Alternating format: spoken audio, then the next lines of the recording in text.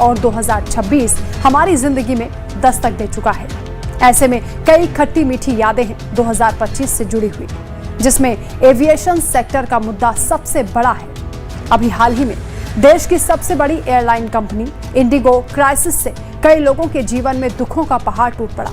कोई अपनी शादी में शामिल नहीं हो पाया तो कई लोग अपनों से मिलते मिलते रह गए। कहीं बेटी अपने पिता के इंतजार में खड़ी रही तो कहीं पिता अपनी बेटी के इंतजार में आंसू पोंछते रह गए। लेकिन सवाल यह है कि लोगों को इन दिक्कतों का सामना क्यों करना पड़ा? देश की सबसे बड़ी एयरलाइंस की सर्विस कैसे डगमगा गई और इस लापरवाही के बाद सरकार ने क्या कदम उठाए? एयरलाइंस की ओर से क्या दलील दी गई? इन तमाम सवालों के जवाब आज हम आपको स्पेशल रिपोर्ट के जरिए दिखाते हैं।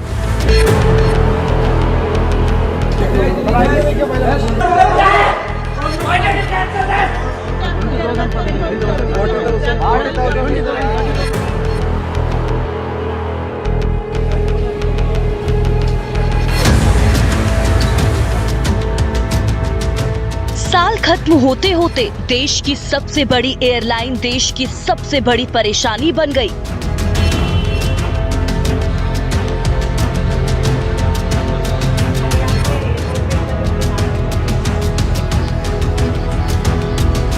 कहीं फ्लाइट लेट, कहीं अचानक कैंसिल, तो कहीं यात्रियों को घंटों एयरपोर्ट पर बैठा दिया गया। दिल्ली, मुंबई, बेंगलुरु, लखनऊ, पटना, हर बड़े एयरपोर्ट से एक जैसी तस्वीरें आई। यात्री नाराज, स्टाफ बेबस और जवाब सिर्फ एक, ऑपरेशनल इशू है सर। हमारा कनेक्टिंग फ्लाइट था यहाँ से Delhi, Ranchi to Delhi, Delhi to Dammam, Saudi Arabia, और मॉर्निंग में मैसेज आ रही है और उसमें मैसेज में कोई डिटेल नहीं है, पीएनआर नंबर, फ्लाइट डिटेल नहीं है, सिर्फ कैंसिल करके आ रही है टोटल। इंडिगो फ्लाइट अभी पूरा फ्रस्ट्रेट हो गया इंडिगो फ्लाइट से। सीटिंग अरेंजमेंट कुछ भी सही नहीं है इंडिगो फ्लाइट का, सिर्फ नाम ही है इंडिगो और कुछ नहीं है। आप इतना हम लोग को परेशानी में डाल रहे हैं, आप सीधा बोल दीजिए कि सर आपका फ्लाइट नहीं चलेगा, एक हफ्ता 10 दिन नहीं चलेगा। अरे हम उसको रीशेड्यूल भी नहीं कराएंगे। फिर हमने कंफर्म भी किया इनसे कि टाइम फ्लाइट टाइम पे है। इन्होंने बताया भी 6:50 का डिपार्चर है। हम यहाँ सुबह 4 बजे के आए हुए हैं। कितने लोग हैं सर? 4 बजे से मैं हूँ, मेरा एक फ्रेंड है, हम दोनों साथ में आए हैं, लेकिन पब्लिक तो बहुत है अंदर तो मेला लगा हुआ है। अप्रोक्सीमेटली मोर देन 500 पीपल्स तो है, 500 लोग था वहाँ पे। सिक्योरिटी भी अंदर बढ़ी है? सिक्योरिटी के अंदर भी थोड़ा ज्यादा कर लिया है, क्या ना, बहुत मचमच चालू हो गया, सब आर्ग्यूमेंट्स होना लग गया। तो सीआरएफ को बहुत सारा लोगों को अंदर बुलाया था, अंदर सीएफ वाला सिक्योरिटी स्टाफ्स भी थोड़ा बढ़ा दिया, तो थोड़ा कंट्रोल करने के लिए। तो कुछ आगे रास्ता तो नहीं निकल रहा था, उन लोगों के पास भी कोई आंसर्स नहीं है। 5 बजे सुबह में मैसेज आया। अब सोचिए जिस दिन हम लोग को निकलना है, हम इंटरनेशनल फ्लाइट है, हम अपने प्रिपरेशन में लगे हैं, फोन हमने उठाया नहीं, देखा नहीं। जब हम इधर एयरपोर्ट में आते हैं तो पता चलता है कि फ्लाइट कैंसिल हो गई। और ये तो कैंसिल हुई, इन्हें अभी हम सिस्टम में देख रहे हैं, हमारी एक साथ की 4 फ्लाइट थी, 3 बच्चों की, 2 बच्चों के और हस्बैंड वाइफ की। उसमें हस्बैंड की सिर्फ कैंसिल दिखा रही है, हमारी अभी भी कंफर्म दिखा रही है। ये कोई एक शहर की कहानी नहीं थी, ये पूरे देश का एविएशन संकट था। सुबह की फ्लाइट शाम तक टलती रही, शाम की फ्लाइट रात में कैंसिल हो गई।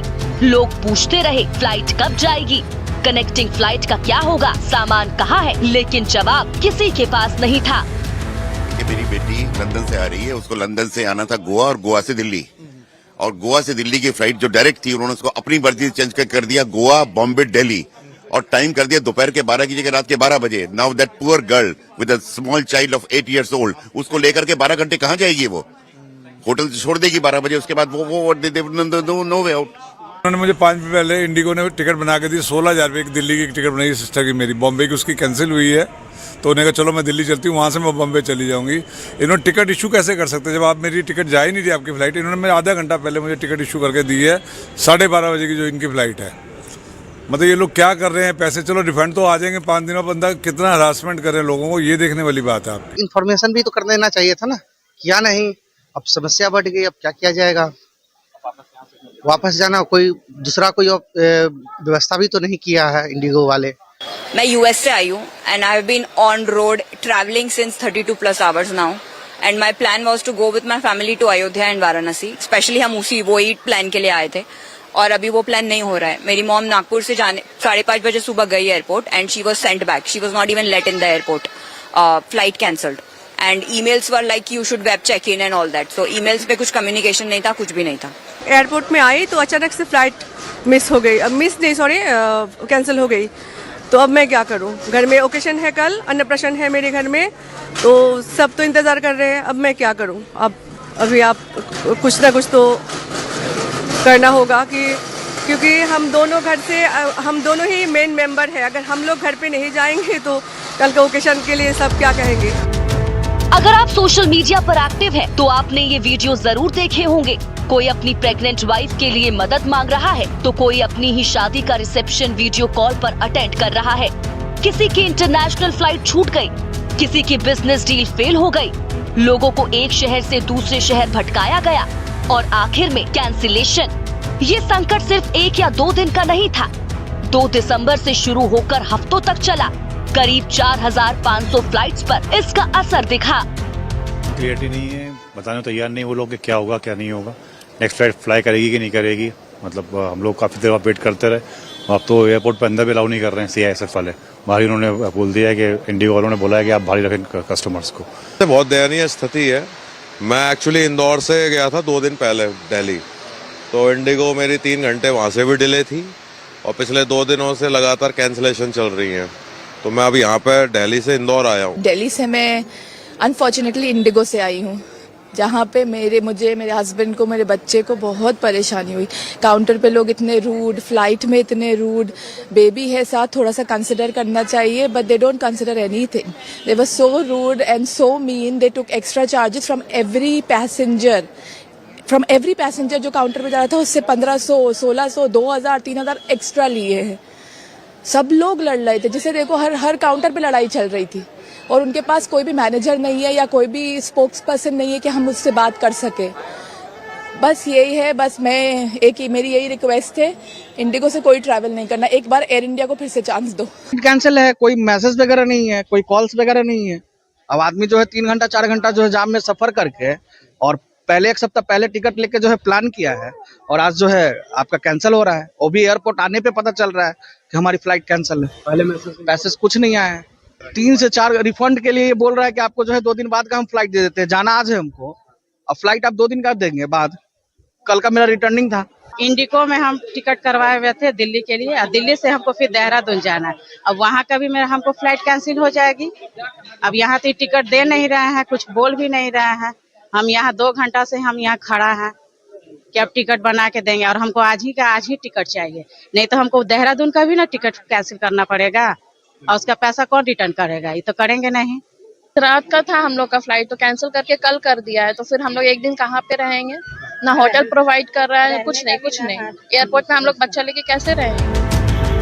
सवाल ये नहीं कि फ्लाइट्स क्यों कैंसिल हुई, सवाल ये है कि ये संकट इतना बड़ा कैसे बन गया। ये क्राइसिस जो 2025 में अनफोल्ड हो रहा है, उसकी चेतावनी हमें 2008 में मिल चुकी थी। ये वार्निंग क्या थी? पायलट फटीग है और इससे एक्सीडेंट हो सकता है।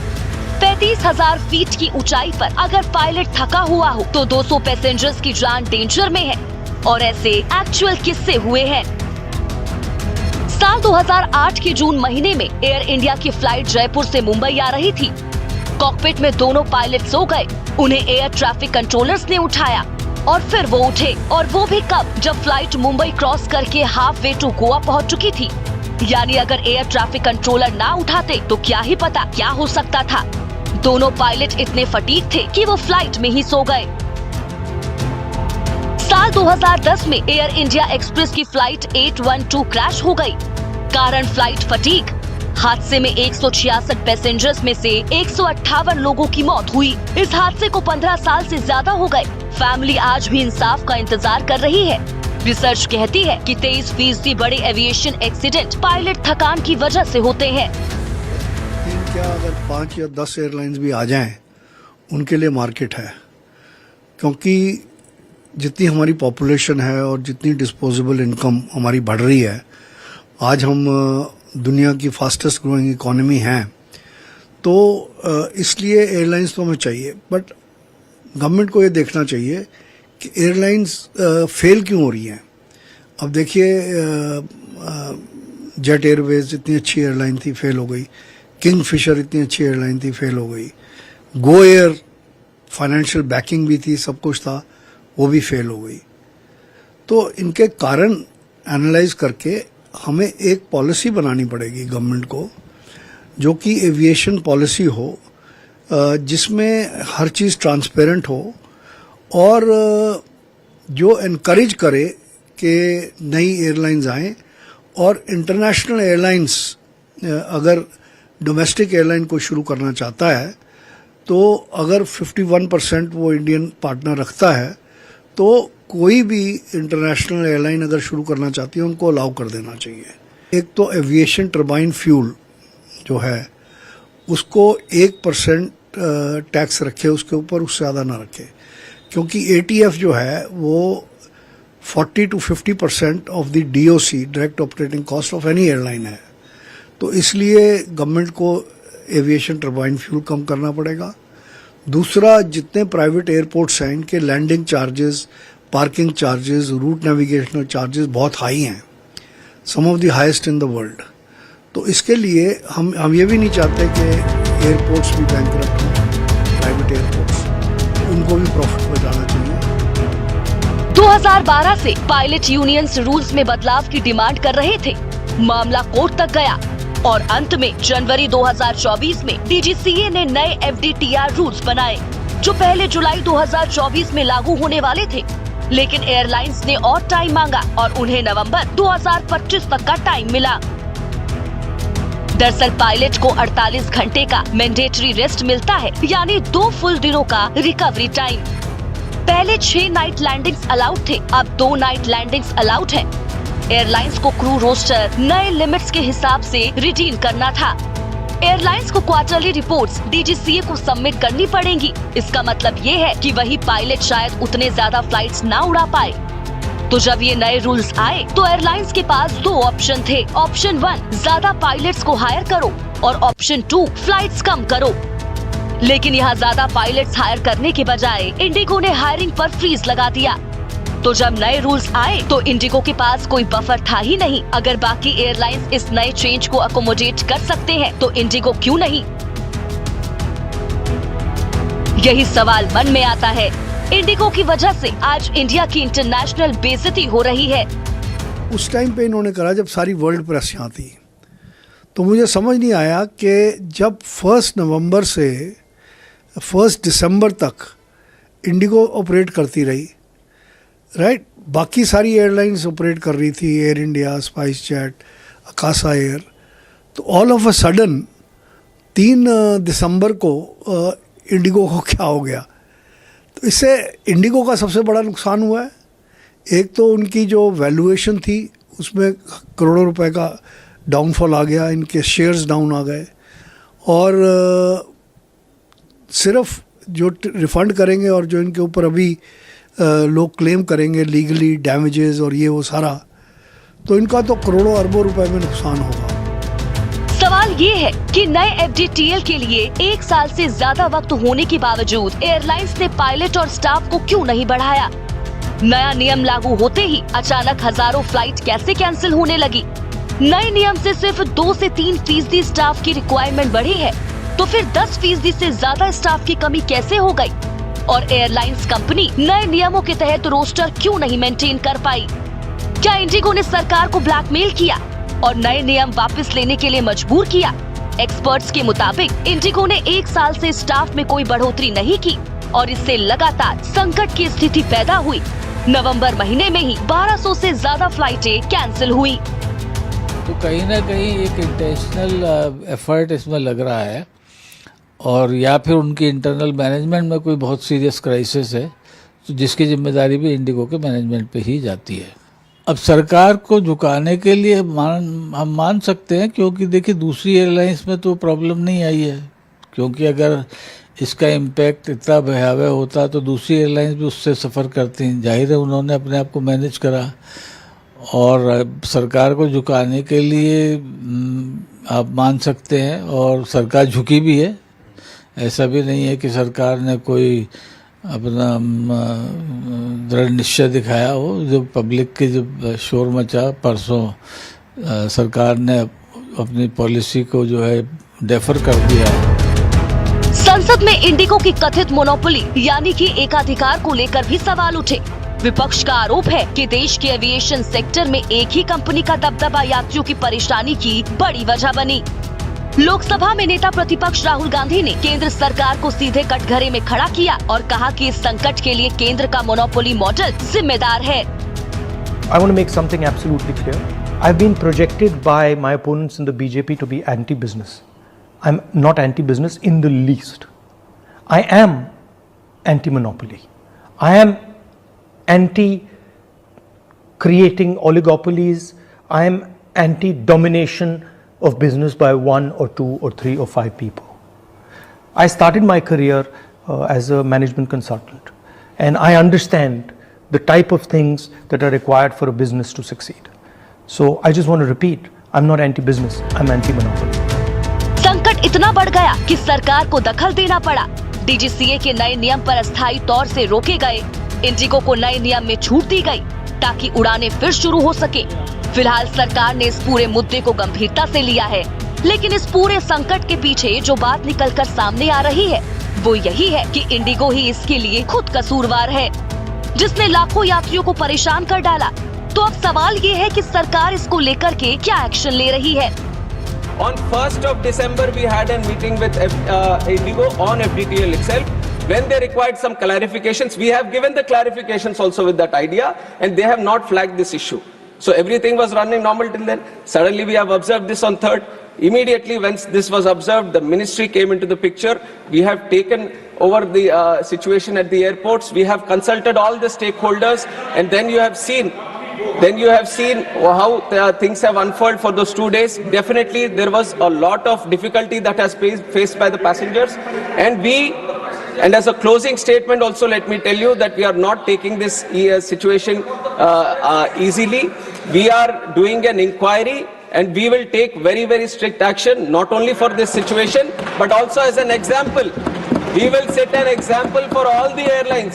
If there is any miscompliance, any non-compliance or non-adherence for any single person, any entity or any organization or any operator functioning in this civil aviation, we will take very, very strict action so that we set an example in the industry.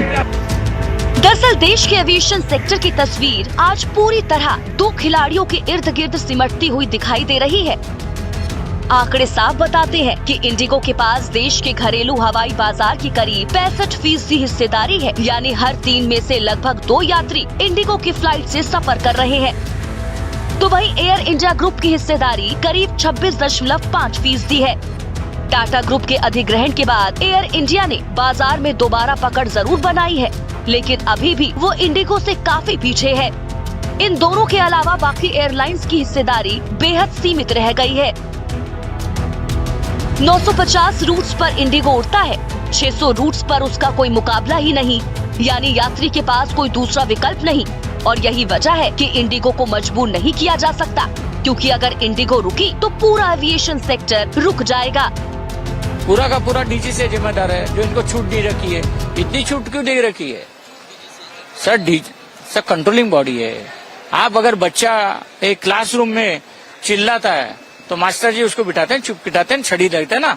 तो यहाँ पे छड़ी इनके पास है, DG के पास है। Indigo भी उतनी जिम्मेदार है। 100% इंडिगो का खुद का किया ये क्या नाराजगी है कि आपने सर नाराजगी बहुत होने वाली है। पहला इनका कूलिंग पीरियड देखना, बढ़ाने के चक्कर में है ये। या अभी 3 महीने का 6 महीना किया हुआ है, 6 महीने 1 साल, ताकि उनको भागे नहीं करके दुबई वगैरह भागे नहीं दूसरे जॉब के लिए। हिडन एजेंडा इनका यही है। क्यों कर रहे हैं ऐसा? क्यों हो रहा है? 40 साल में ऐसा हुआ नहीं, ऐसा क्यों हो रहा है? एक के बाद एक जो एयरलाइंस कंपनी है वो ढलान पर जेट एयरवेज बंद की। क्या कारण था? कुछ लोगों को घर का नहीं जला ना, सब चुपचाप बैठे।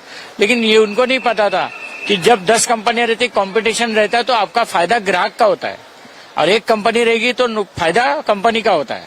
कंपटीशन ऑलवेज ग्राहक का होता है। कंपटीशन में 100% करने वाला है। यहाँ पर करेंगे ना, इसका असली बात तो बाहर निकलना ही चाहिए। एक दिन का नहीं है इंडिगो का।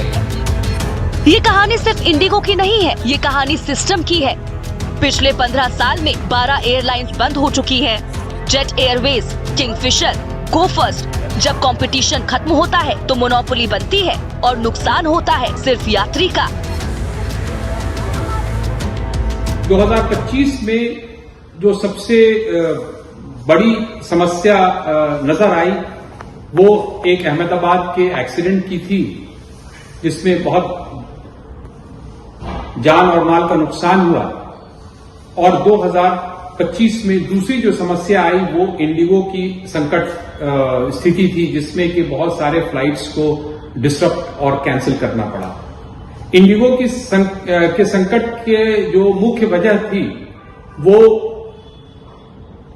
नए पायलट रेस्ट के नॉर्म्स को, जो कि हाईकोर्ट के ऑर्डर की वजह से लागू डीजीसीए ने किया था, और इंडिगो इस चीज के लिए बिल्कुल तैयार नहीं था। वो समस्या बहुत बड़ी थी और उसका एक मुख्य प्रॉब्लम उनके अपने रोस्टरिंग सिस्टम की थी, जिससे कि वो नए रेस्टिंग सिस्टम को अपना नहीं पाए। ये क्रू की कमी पूरे दुनिया में बहुत ज्यादा है, और हिंदुस्तान में अगर जो इंडिया अपने एविएशन को 1000 से 5000 जहाज तक ले जाने की कल्पना कर रहा है, प्लानिंग कर रहा है, उसके लिए हमें बहुत पायलट्स की जरूरत होगी। और क्रू की कमी में सबसे ज्यादा कमी एक्सपीरियंस्ड पायलट्स की है, और ये प्रॉब्लम 2026 में हमें और ज्यादा तंग करने वाली है, क्योंकि इंडिया के फ्लाइंग स्कूल्स में वो कैपेसिटी नहीं है कि वो पायलट्स को बना सके, और एक्सपीरियंस पायलट्स को बनाने के लिए फ्लाइंग स्कूल्स की जरूरत नहीं होती है, एयरलाइंस की जरूरत होती है, जो कि पायलट्स को सफिशिएंट ट्रेनिंग दे करके कैप्टन के सीट पे बैठा सकें। तो 2026 में यह देखना होगा कि एयरलाइंस कितनी क्रिएटिवली और कितने प्रोफेशनली तरीके से नए पायलट्स को कमांड के लेवल तक लेकर के आती है। आज देश उड़ रहा है, लेकिन सिस्टम थक चुका है। सवाल यही है कि क्या हम मोनोपोली को नॉर्मल मान चुके हैं? क्यों हर सेक्टर में चंद कंपनियों का राज है? अगर यही चलता रहा तो अगला संकट किसी और इंडस्ट्री में होगा। उड़ान जरूरी है, लेकिन भरोसा उससे भी ज्यादा।